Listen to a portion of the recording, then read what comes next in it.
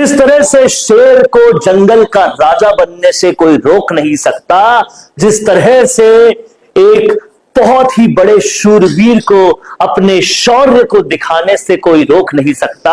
बस कुछ उसी तरह से हनुमान बेनीवाल को अब राजस्थान का सबसे बड़ा जाट नेता बनने से कोई नहीं रोक सकता। और बेनीवाल सबसे बड़े जाट नेता क्यों बनेंगे, ये हम आपको इस वीडियो में बताने वाले हैं। सब कुछ जानने के लिए, देखने के लिए इस वीडियो के आखिर तक बने रहिएगा और फिर आपको पता चलेगा कि शेर आखिर शेर होता है।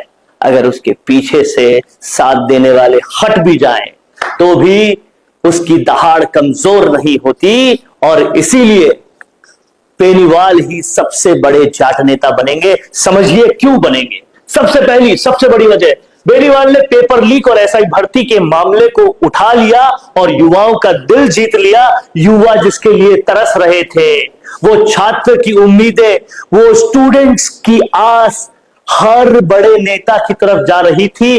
कोई तो सड़कों पर आएगा हमारे लिए, कोई तो संघर्ष करेगा हमारे लिए, लेकिन कोई नहीं कर रहा था।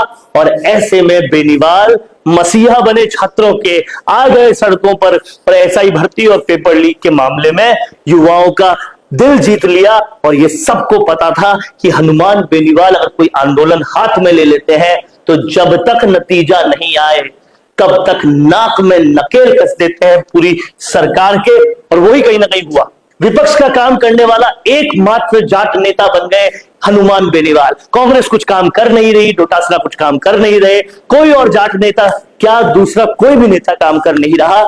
ऐसे में हनुमान बेनीवाल इकलौते वो नेता बन गए तो जनता का काम कर रहे थे। और ऐसा करने से जिन जिन ने वोट नहीं दिया वो भी पछता रहे होंगे। जिन जिन ने हनुमान बेनीवाल को नहीं सत्ता में लाने के लिए काम किया उनका दिल भी रो रहा होगा। और हनुमान बेनीवाल कहीं ना कहीं अपनी जगह वापस जनता के दिल में बनाने में कामयाब हो गए।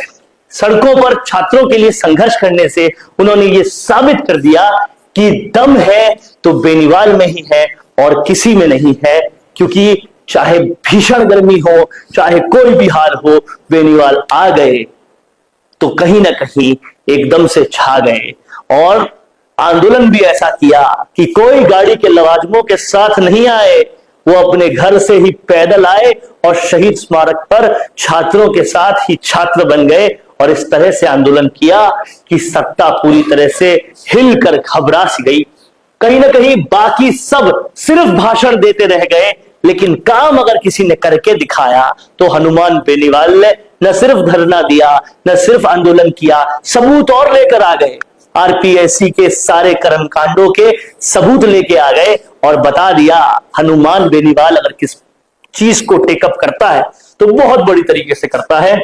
इसी के साथ साथ हरीश चौधरी, गोविंद सिंह डोटासरा के सारे नेता षड्यंत्र करने में व्यस्त रहे और हनुमान बेनीवाल काम कर गए जनता का। इसलिए वो सबसे बड़े जाट नेता बनने के फहरिस्त में सबसे आगे बढ़ गए।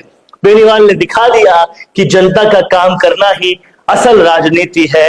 और उन्होंने बता दिया विधानसभा में चाहे मुझे एक सीट भी न दो, लेकिन अगर कोई पीड़ा होगी, दर्द होगी, तो सबसे पहले राजनीति को ठीक करने वाला यही डॉक्टर सबसे आगे आएगा। और हनुमान बेनीवाल ने ये जो किया उससे कहीं ना कहीं जाट नेताओं में वो सबसे बड़े जाट नेता बनने की दौड़ में सबसे आगे जा रहे हैं, लगातार जा रहे हैं। और ये साबित हो गया कि बाकी सारे जाट नेता एक तरफ और हनुमान की ठाठ एक तरफ। इस बात से आप कितना इत्तेफाक रखते हैं कमेंट बॉक्स में लिखते जाइए।